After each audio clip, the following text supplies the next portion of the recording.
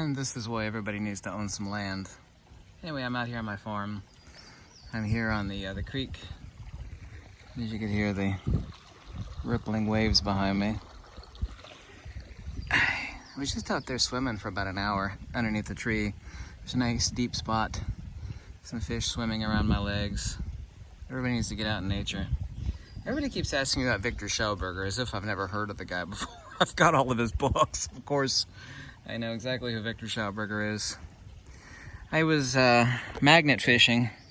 I have this 2x2 by 1 inch neodymium on a rope. And see my other video I'll upload after this one, or before this one, either way, today, showing that you can hunt crayfish, we call them crawdads here in the south, with this magnet.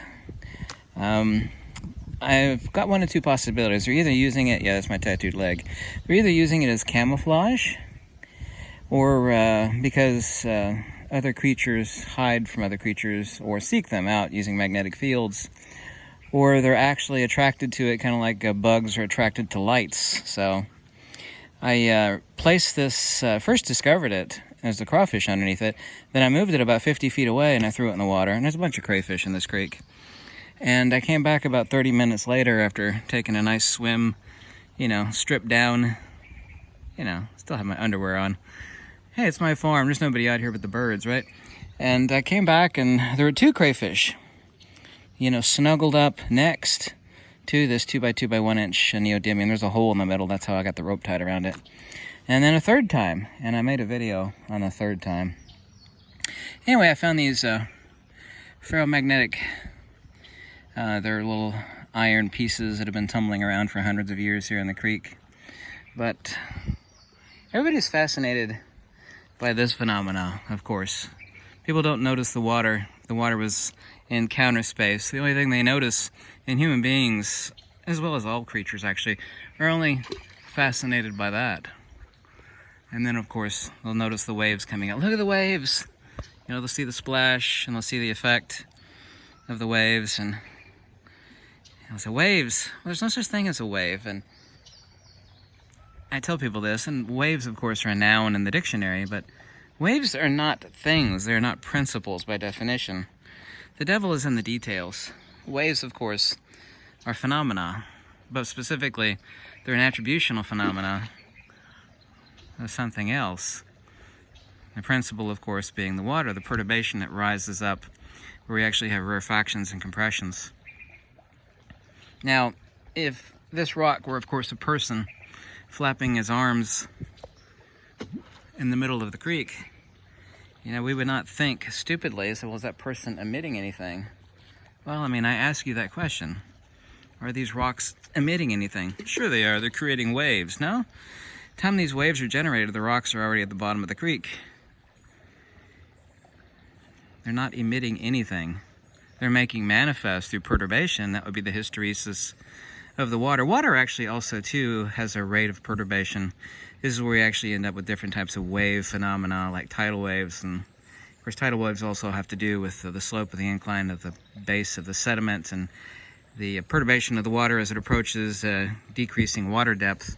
There's also, too, wave phenomena out in the ocean. Anyway, it's the hysteresis of the rate of induction, or the maximum rate of perturbation of the medium. Let's see if I could do it while I'm sitting here correctly using these flat rock. We'll say, what about light? Like, light is something complex. As light skipping across the water, it's creating a frequency pattern. Of course, I'm really at the wrong angle for skipping rocks across the water.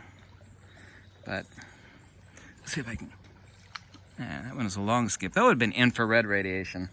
How if I could skip one with more power, with a greater angle of incidence relative to the surface of the water. Of course, the case of the ether, there is no surface. The rate of perturbation or cycle decreases, the wavelength decreases as the energy increases. And that also, too, capacitance increases as space decreases. Smaller the space, the higher the capacitance. That's the reason why the spatial footprint of infrared light vis-a-vis its frequency and wavelength is incredibly large relative to that of gamma radiation.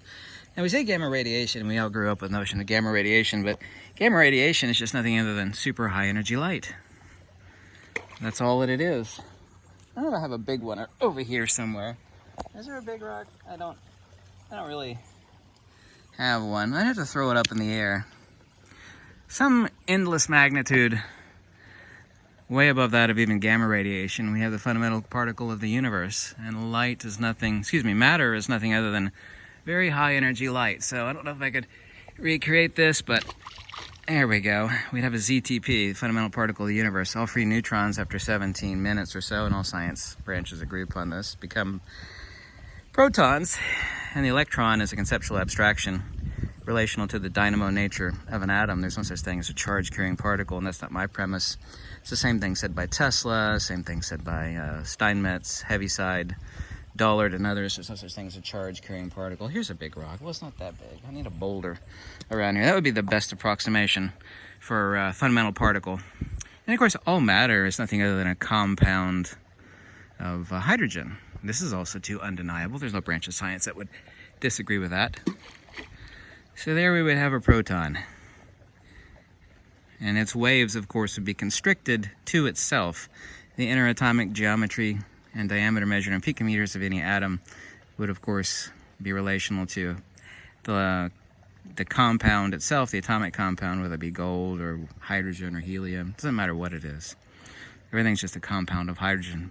Some are more stable, some are less stable. This is the manner by which Walter Russell came up with this periodic table of elements that actually follow a recursive manifestation. We can actually make predictions about the nature of elements. And Walter Russell, I think, discovered 7 elements before they were actually discovered. He knew that these elements had to exist along this graph. You could look up Walter Russell's diagram on the elements. Anyway, let's get back to Victor Schauberger here. He loved talking about vortexes. These, of course, are just ferromagnetic rocks. I'm going to take my little, let me get down here low, take my magnet, put it over top of these rocks here.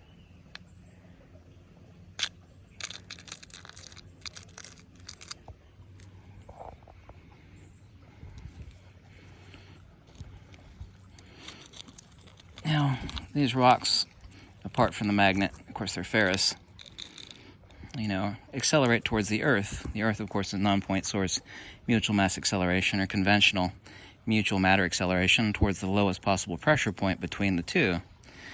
The way a magnet works is, of course, there's a hyperboloidal vortex, which, of course, would be either side of the donut, the negative image of the torus, or the donut shape, of course, of the hyperboloid. And of course, if you look at either end of a hyperboloid, we'd be looking at a vortex acceleration towards the null pressure point in counter space. So what is it that would cause these ferromagnetic rocks to accelerate towards the magnet? And that, of course, is point source acceleration. Mother Nature really is very simple. Human beings love to complicate things unnecessarily. And it's just completely arbitrary and ridiculous the way human beings complicate things.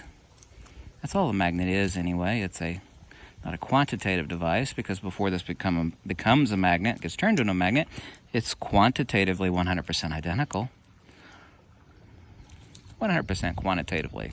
So then we therefore can say through retroductive fact, logic, and wisdom that a magnet is a qualitative object having the qualitative nature of what? And the qualitative nature of what that magnet is a point source field object.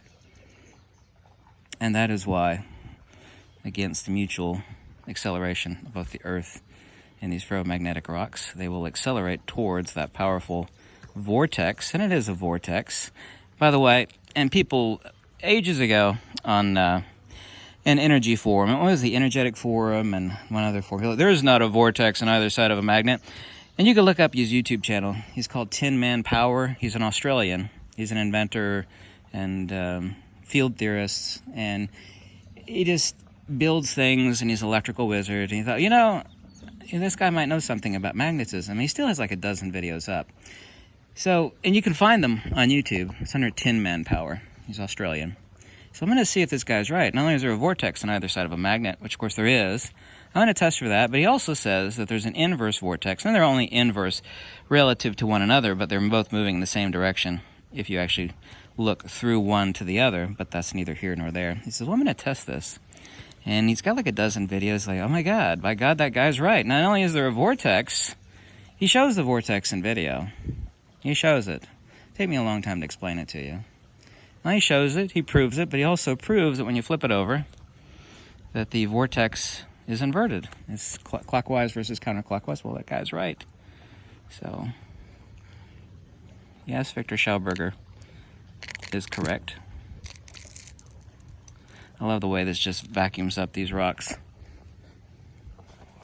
So cool. As I place it on my tattooed leg here. Get back. Mother Nature is simple. Human beings are fascinated by waves. It's like, well, what is light? That's what light is. Light's just nothing more than a rock skipping across the water. In this case, the water would be everywhere, not just there. And the perturbations created at a cyclic frequency and wavelength is what we call light. I was unable to skip that one. And matter, fundamental matter, or the proton, i.e. hydrogen, and all matter is a compound of hydrogen, is just nothing other than that, ultra high energy light. Except, of course, the waves don't keep traveling out. They actually are contained within the atomic geometry of, for example, hydrogen, measured in picometers. In other words, the volume of the atom. Because that's all an atom is. An atom is an electrostatic dynamo. The electricity, the power generated in its outer shell is just the dynamo of the still light. We could actually call light matter that. We could call it still light. It's not still, it's the complete opposite of still. But everywhere we pick up matter, every form of matter, including the stuff that you're made out of, everything in nature, rocks, stones, water, it's nothing other than, I call it hard light. I say hard light because it's both very funny and extremely descriptive, because that is what it is. It's hard light. If I could get down, I found this little cup made out of stone. Let me put it here on my leg. See if I could give a little bit better demonstration. Maybe I'll put it here on my foot. There we go. A little bit better illumination. Bring the magnet up. Let me zoom out a little bit. There we go. Yeah, we're really into nature here. Sitting in shorts on the bank of the creek. I say creek.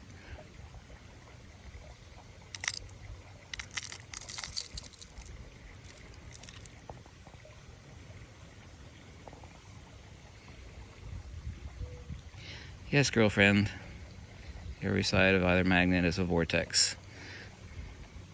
What happens is the ferromagnetic material, and everything is magnetoreactive. It doesn't matter if it's diamagnetic, paramagnetic, ferromagnetic, everything is magneto. Isn't this neat? It's made out of stone.